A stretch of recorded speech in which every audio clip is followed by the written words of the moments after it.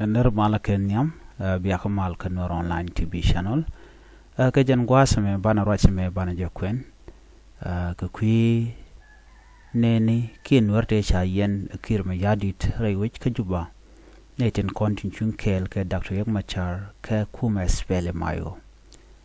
ke de kone cha yen ka God Nasser ko dob dana yen ka ko shi sha which day ni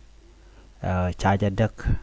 jechen bor ke ngwanen warere we kanasar men bana kulile ngwasa me men chalat jen ude shalka me makwelwet jaram dan la lere alat lere jane metem let kan ko kuma jane kuma chelela kuma so Sudan kala me ban men dana cikana lat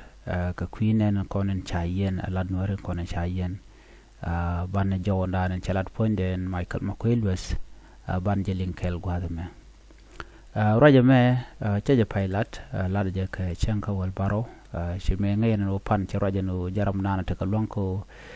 be wuje be Nasser be bom ke ban war baga nak gwab mi sen wore je tangro wide bakel ci ga nekten no to gad radian ka man ka jibone rei mandanen chechalat fone kirma yadit kana netin kontel la general laka kelke kume Uganda UPDF ku kono no raja me manana chalat ke kwinen kono cha yen runen to ngon ngikeno dongono sha kwara sha kalunya la kwara spele mayo kan kaluny kwara spele mayo mut ke yena men Michael Makwelwe delat gwasa me chalat nena general mandana la petroleum minister ke kwara liet kwara jasa nupot kang kene Ramadan la general duoplam kwar deni dunga spele mayo ke honorable Gadwi Lampoch ramal la let kumukta moni ke Queen Nasser ke ramnana chung ke Nasser we ka so Sudan ka parliament general shal ke Gadwi Lampoch ne udame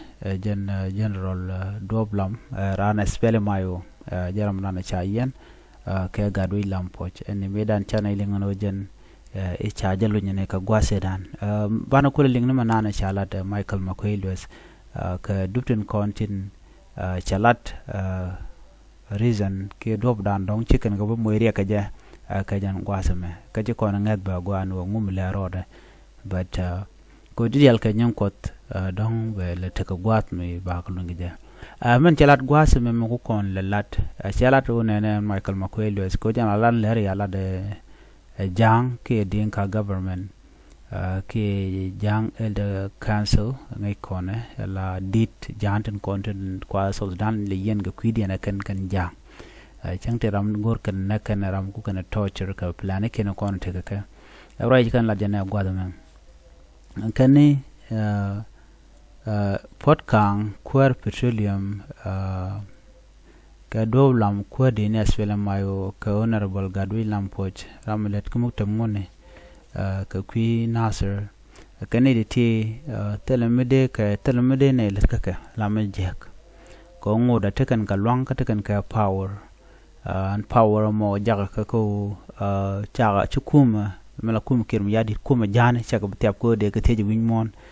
chang chiga nang ran ke kan monja kariya kajan ngoda yu kwam no manante ten ko tel official letter mi cha ko gorno kana cha ko wuj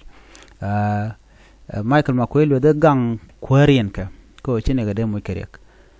dundo bine kanang ka court ba ko luka men mi cha ka fon guilty ke mi she jan ba lwang dien ba ja kulo kon wuj kaka mi cha lwang dien cha ja wuj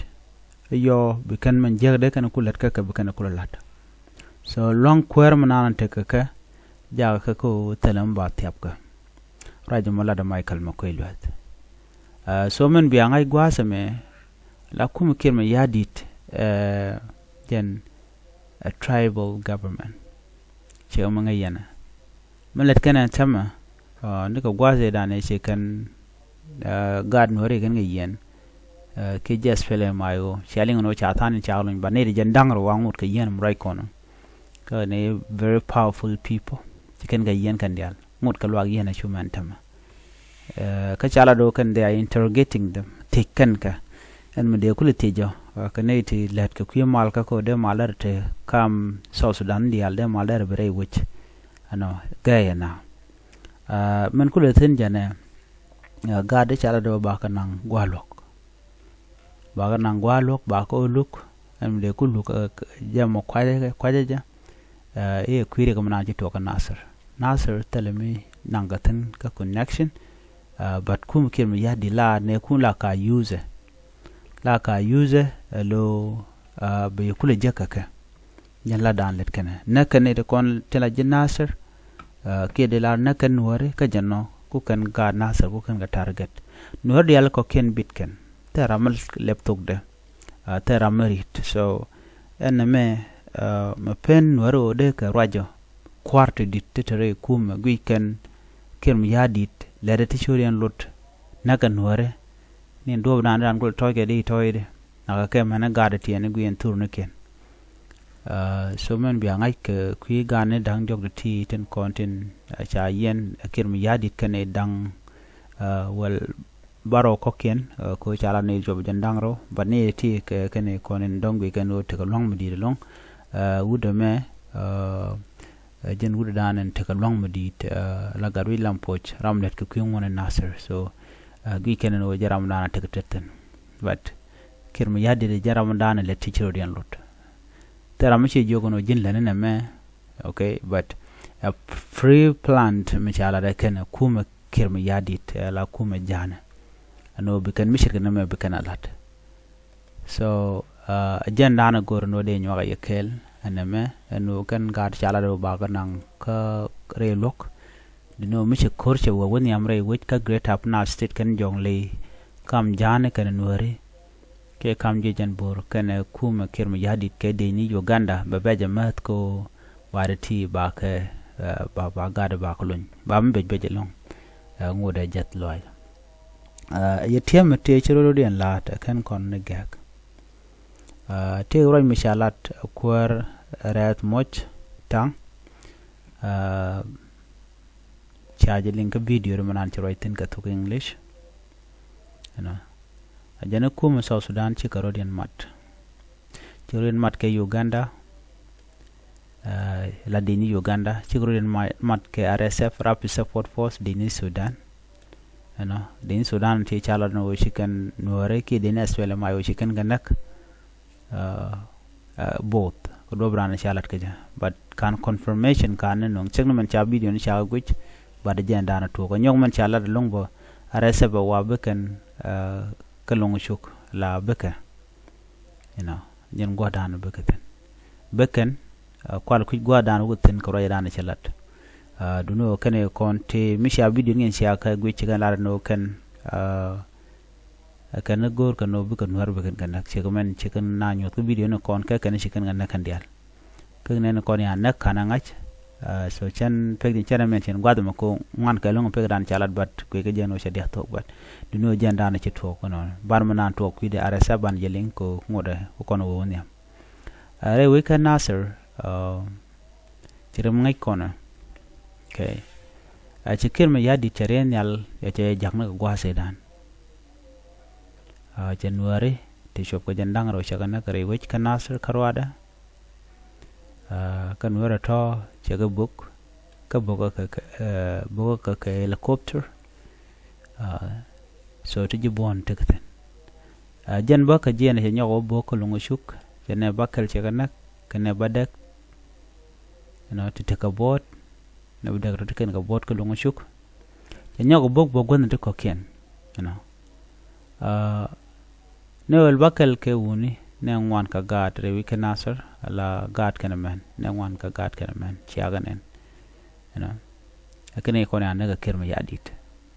ci kirma yadit ba te jala no ajen nang warmo ka tung Michael Makuello ci kon dial nen ci ajeling manan chalat ka tung Michael Makuello te jene kon ku Nasser bombado lungu shukana witen koken te la win wara kan dial okay kashi admi da no jan cikin kuma dun Uganda cikin nan rai ko ka South Sudan kaka gwade dan cikin ka jane lo lokano ngai keja red ne ale shi book chak na book mshala cluster bomb cha je lok wi mon akena kon cha ban wi mon ke cha lok kumen wi mon o de ka use ban ngode yot ka kume de jan SSPDF kene kume dung Uganda against Nuer people, children, can innocent people. As well mayo chike dines SSPDF blokre which ka ulang, okay. Ulang kene Nasser. Men biya ulang ay gwado me koray ran shalat. Alas pele mayo ka chenga dana nang kanare which ka juba. Temi chora lat chenga nang na ga je pan ka je maybe ka kul bong nyok. You know, kan ji government la kuma kirmi hadin. So mechi na chup lokano nyot ka jes pele mayo. Ka lokano right dinyi te konte kwale no ko de kana kul jo ka ngana shi ka loka wane diale konte nangare which ka juba jang. Loka doctor yok machar kan dial no buga chup. You know. En kuma kirmi hadit chikana gorno ba ngachi ichi dini kirmi hadit icha loka dini kire loka doctor yok machar. Ko jen gore je logo je o bailat wi mon kana yalla content ko lar me ko je facilitate dakre ma char la jes fele mayo you know chikana gorno de man le ro de jangach dunglo ne te konte nang na okay akane de kon chikulo rach chukana appreciation kulo top kana kas fele mayo shu in mon shu ngajba duno chekir me yadit kana ne ka especially ne content General Lure kan Peter Palbut ne ti chukan gorno be kan chabu goro banga chukana to lo lokano take credit mido kaspele mayo dio je shalen ka video dan Palbut no kan la kona nang na ka juba ba ja kula nang na ka ulang ku kan lo je kan tongomi you know gwada me kum kirma yadit ka chenge dan ko ne sha first batch ayana cha second batch ayana de gulum nang third batch la de ni chop ko jandang ro de jandang ro ke lol de ni de ten tegre we ka nas de gulum banang ka chang dar mo ke ga thiang me je kana gwich chirme shalin ka ne mala chi de ni chi kirm yadit kana ngan ka shiba stam ga chi lo den ted me nang ka de nang ka juba so me je kana plan ka jan changa wal bakale dan ka war chigana gorno bikan kana kel ke ne content lanware re kanasar ko gorno ba ko to chinwar na nak so me chitwok chu kana chu bogo jan bokana ga de airport ka cluster bomb la ko cluster bomb telam pala jan dio je mi sha jan la jan cluster bomb je ga long mi che bar ke japan point ko jan a combination of gas combination of chemical to cocaine jan cha log wi mon mo de use ban ngoda kum so dan use ja chukan chu bogo lo gorno ba ko to chinware chikan janga chikan kan ke de na SSPDF ku kan gor do bandana dong de gol te ka lot me de kan wade kan ga nakaja so jani shi alim bo Michael Makwelo de no kan la responsible na kan gar tiene kan na re which ka nasir kan lo ngochuk ano so no mo chukan la no nyot kan gwa no de ni tila de ni ken ten te cha captain de which kanasa chicken gorno de ka tek gorno ba je kula la no chin wari kandak so jan that was the reason and an bom te ne de na na kan ken no te ne ken tek which anya ku ka target airport so shejan chonga no mo so de inta to kwale ku ta da na ku fam ne ken ku la fil ke je ta je ko ren ga je no cha gad ken cha no ba na re which ka so Sudan duno chu kum genye no benang ka kel ke kanwara ana kirma yadit ngai ken de ni ken ko na shiga re kan nasir de kan barach ngai ken de nang re wi ke juba ana de ko nang pan ka changa wal baro ka pai de on kin dang ro jandang ro de duno ka wer chang wal bakla pa de ko mo jan changa dan ku kana la boko je rewi kana sar lo naka kel dundo teler me chalar ko idien metega boral teler ga bor ngwa da chana bukten bat che togo no mo lo kuma she gorno ne ti de karesku dala kum kirmi yar gor dara kana kel kanware no me la roda kuma chajan no manano de ne ka de ke jane mun kan ga na kel ke general okay du no te gum le rod mi chala do dong balat ngai ko ne ro ran chalat so du no jane ke ku ko ngoda general majur ngot che man ngot kan kam der ngi kuide jane ba raj balat ka kor so ala nya wurum chala general majur ndan ko nal na ka kuide chela no sie chong no de yan gwade yan use lo ku na lo na ka shuda ka dien ka plan do dien mo yan ga nang mana gat joroj mo cha jalat na men bi anga di ne kem ya di chika national army okay national army la di kan ke teng nat ken ke di ne jane ten na kan wore ke 2013 tele chi national army ramular national army ken chi national army kan tin ko ne la di ni which ti diar kan ideal so chikari na mo ke site